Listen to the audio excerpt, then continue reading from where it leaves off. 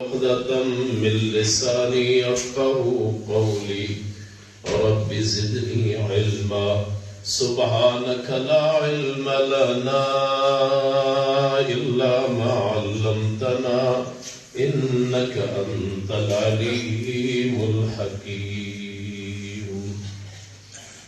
أما بعد فإن خير الحديث كتاب الله وخير الهدي هدي محمد صلى الله عليه وسلم وشر الأمور محدثاتها وكل محدثة بدعة وكل بدعة ضلالة وكل ضلالة في النار.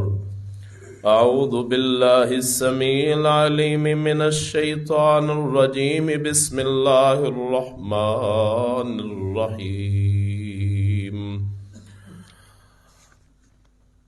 قل أعوذ برب الفلق من شر ما خلق ومن شر غاسق إذا وقب ومن شر النفاثات في العقد ومن شر حاسد إذا حسد.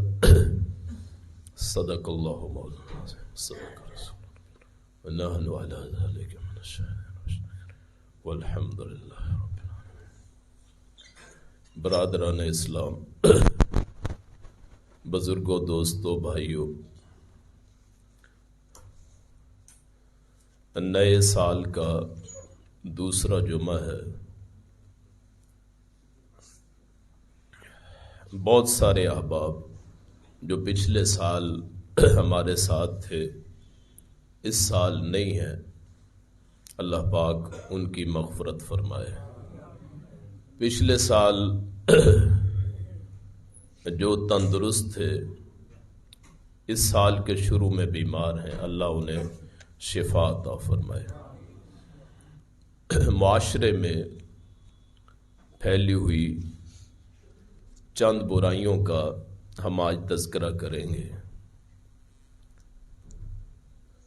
جن کا تعلق آدمی کے عقائد سے بھی ہے اور آدمی کے معاملات میں سے بھی ہے. عقائد کی خرابی کا تذکرہ تو ہم کرتے رہتے ہیں. آج معاملات کی خرابی، آپس میں تعلقات کی خرابی کا تذکرہ کریں گے.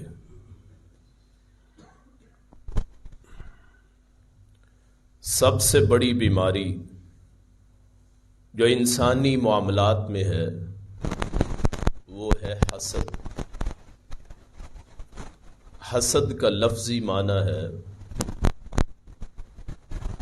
کسی چیز کا چمٹ کر کسی چیز کو ختم کر دینا،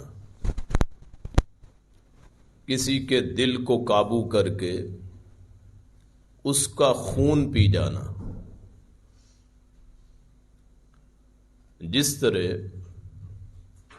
جانوروں میں پسو ہوتے ہیں، کھٹمل ہوتے ہیں، وہ جانور کو چوس چوس کے اس کا خون پی کے اسے ختم کر دیتے ہیں. اسی طرح حسد انسان میں وہ روحانی بیماری ہے جس کی وجہ سے حسد کرنے والا اپنا ہی خون پی پی کے خود کو ختم کر لیتا ہے. اصطلاحی تعریف اس کی یوں ہے کہ کسی کی ترقی کو دیکھ کے، کسی کے شان کو دیکھ کے، کسی کے پیسے کو دیکھ کے، کسی کی شہرت کو دیکھ کے، کسی کی عزت اور کسی کو دنیا میں مقام دیکھ کے اس سے اس مقام کے چھن جانے کی خواہش کرنا، کسی کی نعمت پہ یہ دعا کرنا کہ اس کی وہ نعمت خوشحالی ختم ہو جائے، اسے حسد کہتے ہیں. اور یہ عام طور پہ بھائیوں میں، رشتہ داروں میں، دوستوں میں ہوتی ہے کہ ایک ہی گھر میں پلنے والے، ایک بندہ محنت کرتا ہے، مشقت کرتا ہے اور اللہ کریم اسے کوئی مقام عطا فرماتا ہے، اور اس کے وہ رشتہ دار، اس کے وہ تعلق دار جو اس بات پہ سڑتے کڑتے رہتے ہیں کہ اس کو یہ مقام کیوں مل گیا۔ حالانکہ چاہیے یہ ہے کہ اگر وہ محنت کر کے کوئی مقام حاصل کرتا ہے تو جو حسد کرنے والا ہے وہ کیوں محنت نہیں کرتا۔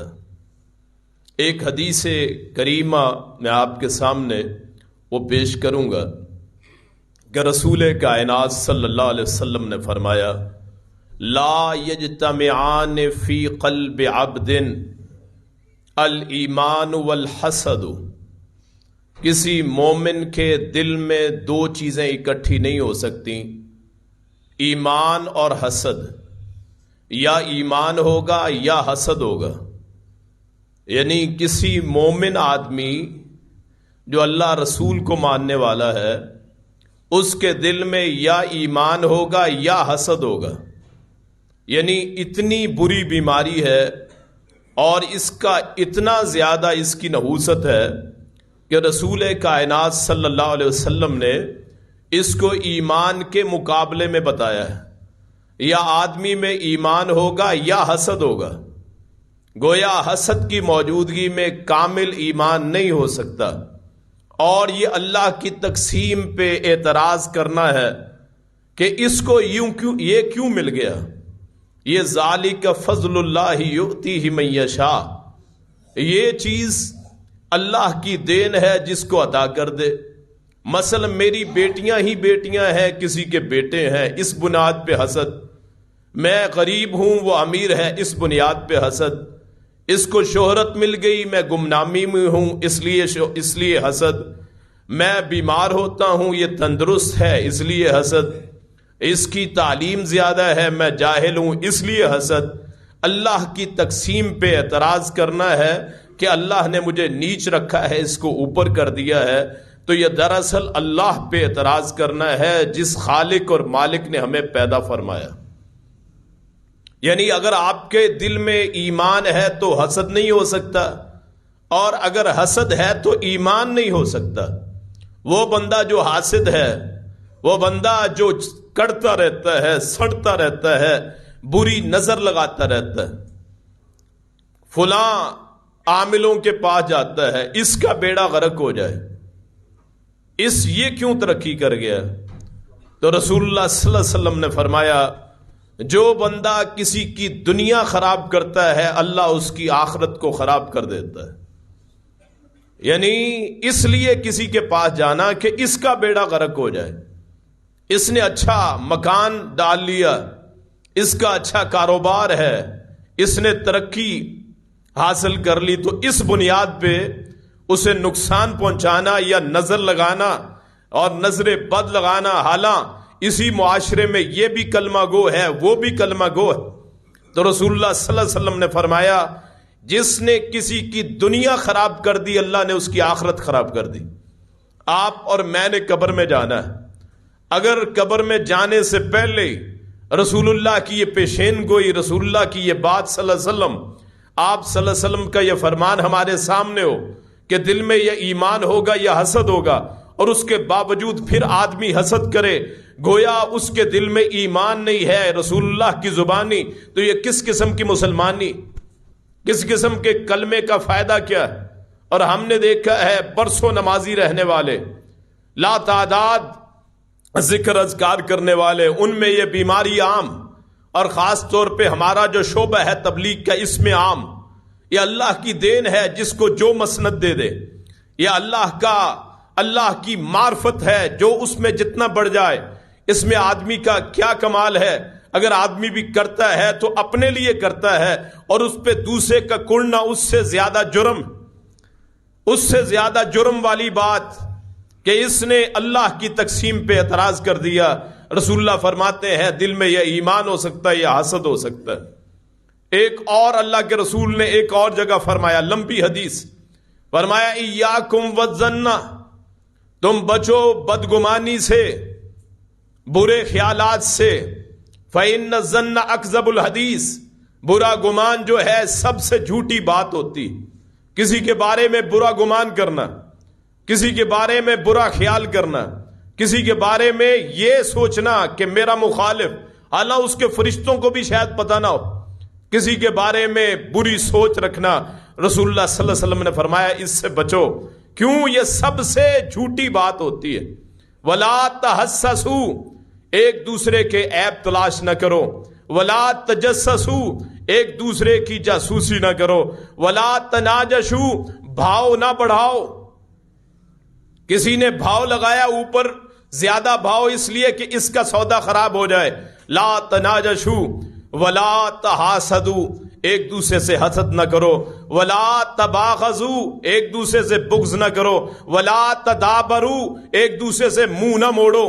یا ایک اس کا مطلب یہ ہے تدابروا کا کہ آدمی چلا گیا اور اس کی غیبت شروع کر دی۔ وَكُونُوا عِبَادَ اللَّهِ إِخْوَانًا، اور اللہ کے بندے بن جاؤ، بھائی بھائی بن جاؤ۔ ہر مومن، ہر مسلمان، ہر کلمہ گو، امیر ہو یا غریب ہو، او سفید رنگ کا ہے یا کالے رنگ کا ہے، بڑی برادری کا ہے یا چھوٹی برادری کا ہے، سارے اللہ کے بندے ہیں، سارے آپس میں بھائی ہیں، سارے ایک ہی باپ کی اولاد، کوئی فرق نہیں ہے۔ یاد رکھیے، کوئی اپنے آپ کو، جہاں آپ حسد کی بات کرتے ہیں تو وہ بھی شخص جس کو اللہ نے فوقیت دی ہے وہ بھی اپنے آپ کو بڑا نہ سمجھے۔ سارے ہی آدم کے بیٹے مٹی سے بنے، نطفے کی پیدائش، ایک اللہ کے مخلوق، اللہ خالق، پیدا کرنے والا مالک، کوئی کسی کو برتری حاصل نہیں ہے۔ رسول کائنات نے فرمایا صلی اللہ علیہ وسلم ایک اور حدیث میں، لا یحل لمسلم ان یہجر اخاہ فوق ثلاثۃ ایام، کسی مسلمان کے لیے جائز نہیں کہ اپنے بھائی کو 3 دن سے زیادہ چھوڑ دے، 3 دن سے زیادہ بد کلامی کرے، 3 دن سے زیادہ اس سے بے کلامی کرے۔ رسول اللہ صلی اللہ علیہ وسلم نے فرمایا جائز اور حلال نہیں ہے کسی مسلمان کے لیے کہ اپنے بھائی کو بلانا چھوڑ دے، اور خاص طور پہ جو سگے بھائی ہوں یا محلے دار ہوں یا رشتہ دار، صرف اس بنیاد پہ کہ میری ناک نہیں رہتی، میری عزت نہیں رہتی، میری شہرت میں فرق آتا ہے، کہ غریب بھائی کو اپنے جسم سے لگانے سے لوگ کیا کہیں گے یہ اپر سوسائٹی کا ہے، نیچی سوسائٹی کا ہے، حالانکہ دیکھنے میں سارے جو اعضاء اس کے ہیں وہی اس کے ہیں۔ یہ دنیا میں اللہ نے یہ جو درجے رکھے ہیں، دنیا میں اللہ نے جو فرق رکھے ہیں، صرف ایک دنیا کا نظام چلانے کے لیے، اور کوئی نہیں ہے اس میں، صرف ایک نظام چلانا ہے۔ آخر وہ دن آئے گا جس دن اللہ فیصلہ کرنے والا، جس دن اللہ تعالیٰ وہاں پوچھنے والا۔ تو دنیا میں رہتے ہوئے اس حدیث میں نہ برا گمان ہو، نہ کسی کی جاسوسی ہو، نہ کسی کے عیب جوئی ہو، صرف اس لیے کہ اس کو میں نیچا دکھا دوں۔ رسول اللہ صلی اللہ علیہ وسلم نے فرمایا جو بندہ اپنے کسی بھائی کی برائی کے پیچھے لگتا ہے، اللہ اس کی برائی کے پیچھے لگتا ہے۔ یہاں کتنے لوگوں کو دیکھا، کسی کا جرم، کسی کی برائی دیکھی، اسے معاشرے میں تشہیر کر دیا۔ رسول اللہ صلی اللہ علیہ وسلم نے فرمایا جو بندہ کسی پہ الزام لگاتا ہے اسے موت نہیں آئے گی جب تک وہ خود کام نہیں کر لیتا۔ کسی کے پردہ ڈالنے سے کسی کی برائی پہ، من ستر مسلمن سترہ اللہ، جس نے کسی مسلمان کے برائی پہ پردہ ڈالا، کسی کا کوئی مسئلہ تھا، اللہ تعالیٰ اس کی برائیوں پہ پردے ڈالتا ہے۔ اور رسول کائنات صلی اللہ علیہ وسلم کی زندگی، آپ سے بڑا دنیا میں کوئی نہیں تھا۔ آپ کے صحابہ، ان کے ساری زندگی کبھی کسی سے حسد نہیں کیا، بڑے بڑے لوگ ملنے آتے تھے۔ اب نجاشی رسول اللہ کا صحابی مخضرم ہے، مخضرم کہتے ہیں جس نے دور نبوت پایا ہو، ایمان بھی لایا ہو، لیکن رسول اللہ کی زیارت اور ملاقات نہ ہو۔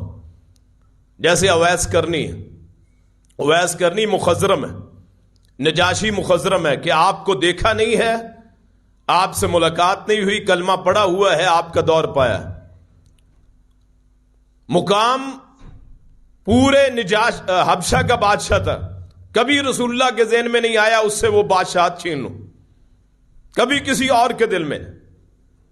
اسی طرح آپ کے صحابہ، یعنی حسد کرنے، حسد وہ چیز ہے جو ایمان کو ختم کر دیتی. رسول اللہ فرماتے ہیں ان الحسد یاکل الحسنات کما تاکل النار الحطب. حسد نیکیوں کو ایسے کھا جاتا ہے جیسے لکڑیاں، آگ لکڑی کو کھا جاتی. یعنی آپ جلتے کڑتے رہتے ہیں، فلاں کو یہ مل گیا، فلاں کو یہ مل گیا، اور اپنی نیکیوں کا خاتمہ، اپنی نمازوں کا خاتمہ، اور پھر اس کی غیبت. حسد کا یہ بھی ایک پہلو ہے کہ آپ غیبت لازمی کریں گے. جس کا حسد کریں گے، جس سے اس کی غیبت اور چغلی لازمی کریں گے. اور آپ کو پتہ ہے چغلی کا، غیبت کا گناہ کتنا ہے. قرآن کریم کہتا ہے کہ کون پسند کرتا ہے کہ اپنے بھائی کا گوشت کھائے، بھائی کی میت پڑی ہو اور اس میں سے گوشت لے کے کھانا کھائے.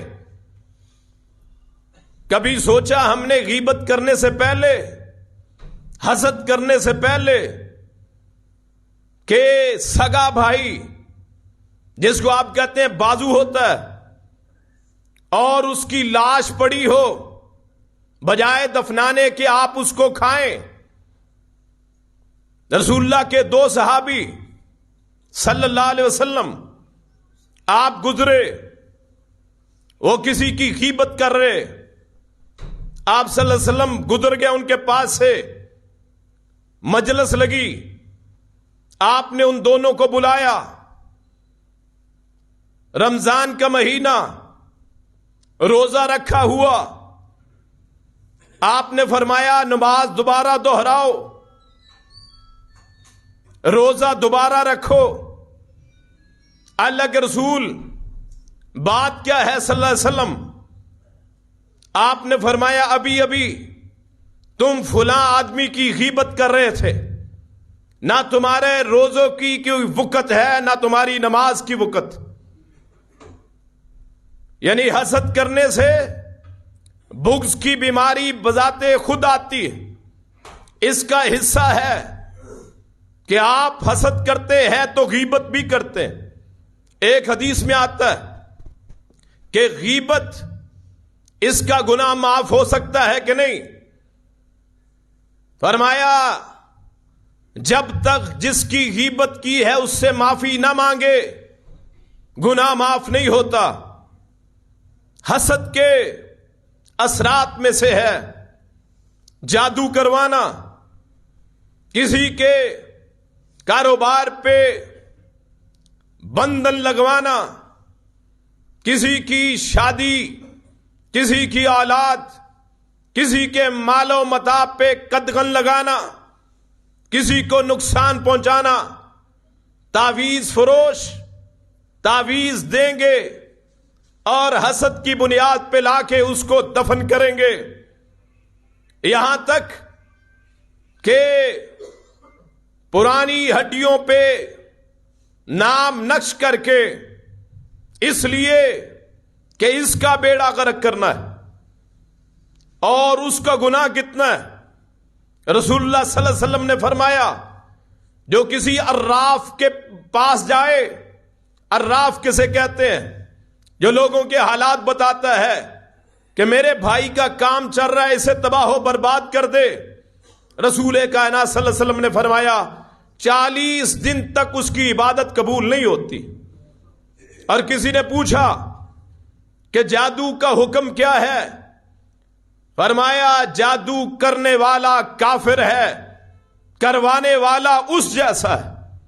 یعنی اپنے ایمان سے نکل گئے، صرف مختصر سی زندگی کے لیے، عارضی کاموں کے لیے اپنے ایمان کا بھی سودا کر دیا اور کل اپنی آخرت بھی خراب کر لی. حسد، اس کا نقصان کیا ہے کہ آدمی کی اپنی زندگی بھی اچھی نہیں گزرتی.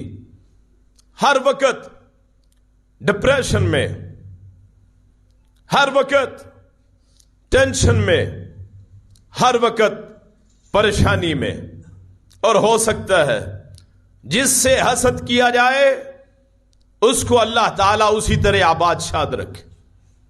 ہو سکتا ہے اس کا اسی طرح کام چلتا رہے لیکن یہ جو بے شرم آدمی ہے، یہ جو سڑنے والا، کڑنے والا، حسد کرنے والا، اس کی اپنی زندگی وہ اچھی نہ گزرے۔ معاشرے کی خرابیوں میں سب سے بڑی خرابی حسد، اس کے بعد آتا ہے گالم گلوچ، گالی دینا، برا بلا کہنا، اپنی زبان کو کالا کرنا۔ آپ کی 2 بیویاں ہیں، ایک بیوی کا نام صفیہ اور ایک بیوی کا نام حفصہ۔ صفیہ ہوئی بن اخطب، ایک یہودی، ان کی بیٹی، بنو قریظہ کا سردار، رسول اللہ سے شادی ہوتی ہے، قد چھوٹا ہے۔ حفصہ جناب عمر رضی اللہ عنہ ان کی لخت جگر، ان کی بیٹی، دونوں بیوی ہیں، امہات المومنین۔ حضرت حفصہ انہوں نے صرف اتنا کہا کہ صفیہ کا قد چھوٹا ہے، رسول اللہ کا قد لمبا ہے، اور چھوٹے کو چھوٹا کہنے میں ہم لوگ برائی نہیں سمجھتے کہ کسی کا قد چھوٹا ہے تو چھوٹو کہہ دیے، لیکن رسول اللہ کو اتنا غصہ آیا، فرمایا اگر تیری یہ بات اگر سمندر میں ملا دی جائے، سمندر کا پانی کڑوا ہو جائے۔ حالانکہ یہ کوئی بری بات نہیں ہے، چھوٹے کو چھوٹا کہہ دیتے، لیکن یہ زبان کا سب سے ہلکی گالی کہ جس بات کو آپ ناپسند کرتے ہو کوئی کر دے۔ گالی کا لفظی معنی کیا ہے؟ برا بلا، جو آپ کو برا لگے۔ اور پھر وہ بندہ جو کسی کو گالی دیتا ہے گویا اپنے کو گالی دیتا ہے۔ کسی کے باپ کو گالی دی گویا اپنے باپ کو دی، کسی کی ماں کو گالی دی گویا اپنی ماں کو دی، کسی کی بہن کی گالی دی اپنی بہن کو دی، بیٹی کی گالی دی اپنی بیٹی کو دی۔ رسول اللہ نے فرمایا وہ بندہ بہت ہی برا ہے، سب سے برا ہے۔ پوچھا یا رسول اللہ کون ہے؟ فرمایا وہ بندہ جو بندہ اپنے ماں باپ کو گالی دیتا ہے۔ یا رسول اللہ اپنے ماں باپ کو گالی کون دیتا ہے؟ فرمایا فلاں کے ماں باپ کو گالی دیتا ہے، وہ اس کے ماں باپ کو گالی دیتا ہے، گویا اپنے ماں باپ کو گالی دینے کا سبب خود پیدا کرتا ہے۔ کسی نے پوچھا یا رسول اللہ ای الناس افضل، لوگوں میں سے افضل کون ہے، سب سے فضیلت والا؟ فرمایا کل مخموم القلب و صدوق اللسان۔ مخموم القلب، صدوق اللسان۔ کسی نے پوچھا یہ کیا ہے مخموم القلب؟ فرمایا هو التقی النقی، متقی پرہیزگار، صاف دل والا، لا اسم فی، گناہ کوئی نہیں اس میں، لا بغیہ، ظلم کوئی نہیں، لا غلہ، خیانت کوئی نہیں، لا حسد، حسد کوئی نہیں۔ پوچھا صدوق اللسان کیا ہے؟ فرمایا زبان کا انتہائی سچا۔ اب ان ساری خوبیوں کو جمع کرتے ہیں۔ آدمی متقی ہو، آدمی دل کا صاف ہو، آدمی میں حسد نہ ہو، آدمی میں بغض نہ ہو، آدمی میں ظلم نہ ہو، آدمی صاف بات کرنے والا ہو، آدمی کسی قسم کا اس میں خیانت نہ ہو، ساری چیزیں بنتی ہیں تو آدمی سب سے افضل ہو جاتا ہے۔ اور پھر گالی، رسول اللہ نے فرمایا 1 میل فرشتہ دور چلا جاتا ہے، یعنی گالی دینے سے اتنی بدبو ہوتی ہے کہ فرشتہ 1 میل دور چلا جاتا ہے۔ بجائے گالی دینے کے زبان پہ اللہ کا ذکر ہو، بجائے برا بلا کہنے کے زبان پہ اللہ کے ذکر ہو۔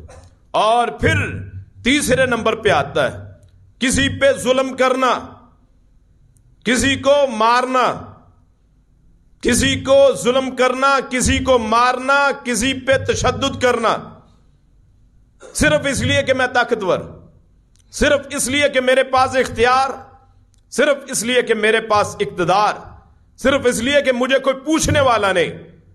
ابو ذر غفاری اپنے ایک لونڈی کو تھپڑ دے مارا، پیچھے سے آواز آئی للہ اقدر علیکا منکا، اے ابو ذر ایک وہ بھی ذات ہے جتنی قدرت تجھے اس پہ ہے اس سے زیادہ اسے تجھ پہ ہے۔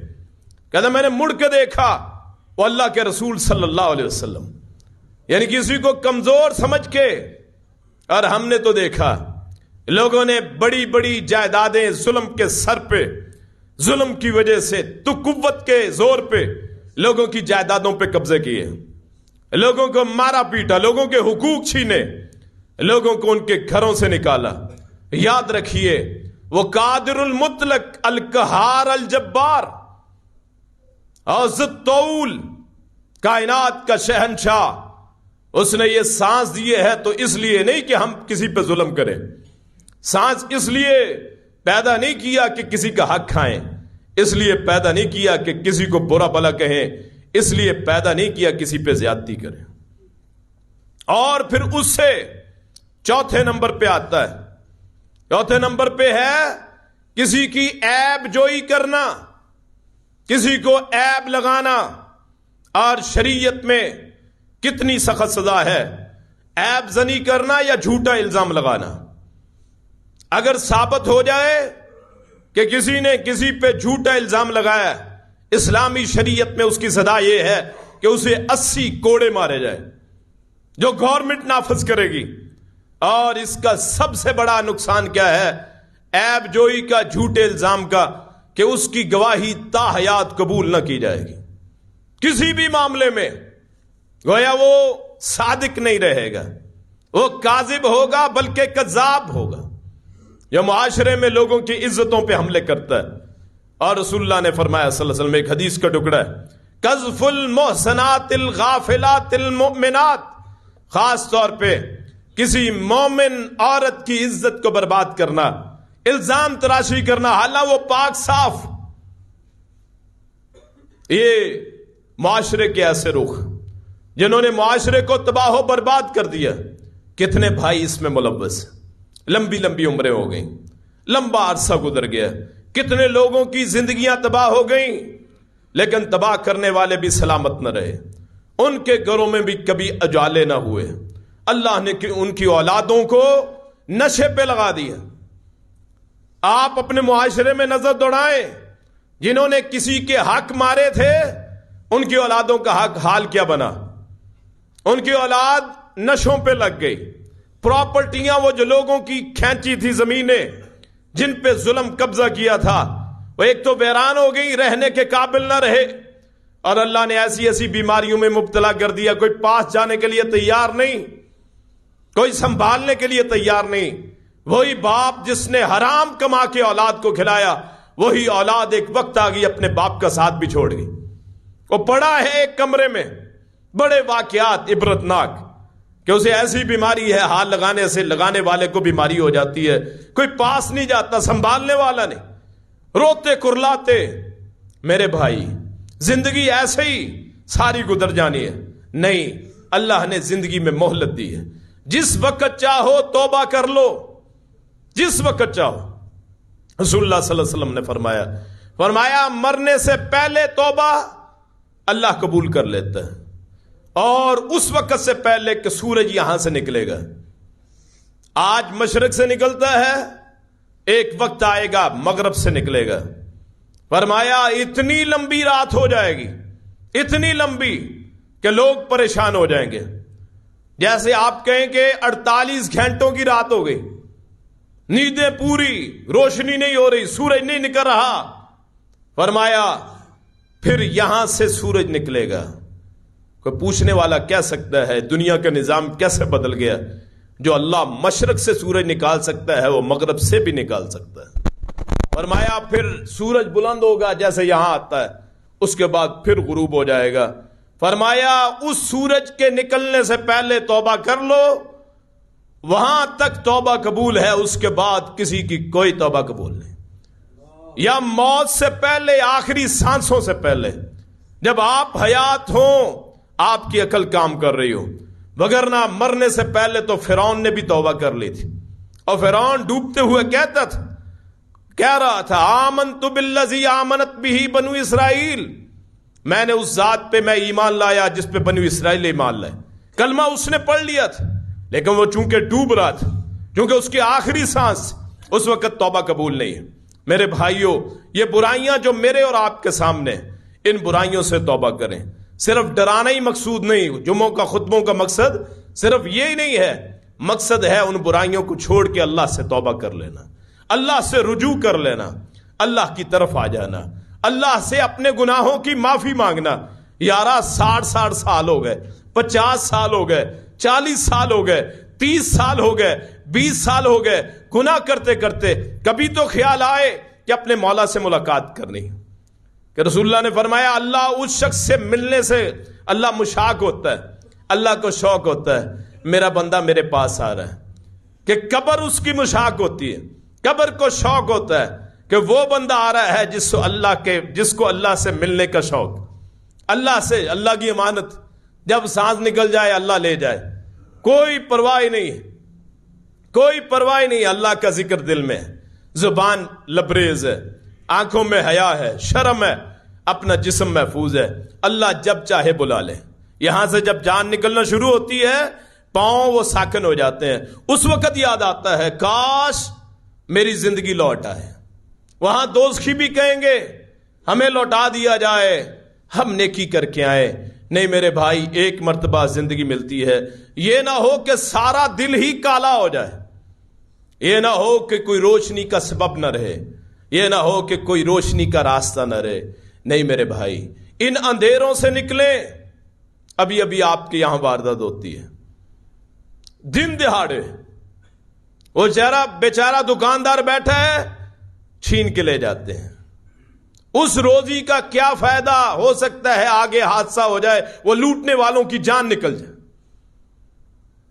رسول اللہ نے فرمایا صلی اللہ علیہ وسلم، فرمایا جب آدمی ظلم کرتا ہے ایمان اس سے نکل جاتا ہے، جب آدمی چوری کرتا ہے ایمان اس سے نکل جاتا ہے، جب آدمی زنا کرتا ہے ایمان اس سے نکل جاتا ہے، جب آدمی برائی کرتا ہے ایمان اس سے نکل جاتا ہے۔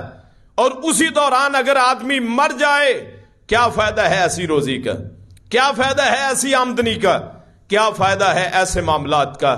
میرے بھائی اللہ کی طرف لوٹے۔ اگر آپ یہ سمجھتے ہیں لوٹنے سے، مار کٹائی کرنے سے میرے رزق میں اضافہ ہو سکتا ہے، نہیں میرے بھائی، وہ کسی کام کا نہیں ہے، حرام رزق، وگرنہ سور بھی اللہ کی مخلوق۔ آپ رزق کسے سمجھتے ہیں؟ رزق کہتے ہیں اللہ کا دیا ہوا، حرام بھی ہو سکتا ہے، حلال بھی ہو سکتا ہے۔ اللہ تعالیٰ نے سود کو حرام کیا، تجارت کو حلال کیا، حالانکہ رزق وہ بھی ہے، رزق وہ بھی ہے، اور سود بھی رزق لیکن حرام رزق، تجارت رزق، حلال رزق، جانور بکرا ہے حلال رزق، سور ہے حرام رزق۔ یہ آپ پہ ہے کہ ہم نے دیکھنا ہے ہمارے لیے کیا ہے۔ اللہ تعالیٰ سورہ دہر میں جو ہر جمعے میں پڑھی جاتی ہے، اس میں دوسری آیت میں اللہ فرماتا ہے ہم نے انسان کی رہنمائی کر دی، وہ شکر گزار بنے یا نہ شکرہ بنے، انسان کے لیے۔ اور یہ انسان، یہ زمانے کی میل اسی زمین سے نکلا، اسی میں دفن ہونے والا۔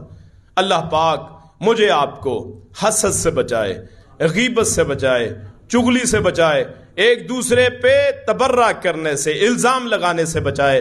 اللہ ہماری حالت درست فرمائے، اللہ پاک میرے اور آپ کے معاملات درست فرمائے۔ آخر دعوانا الحمدللہ رب العالمین۔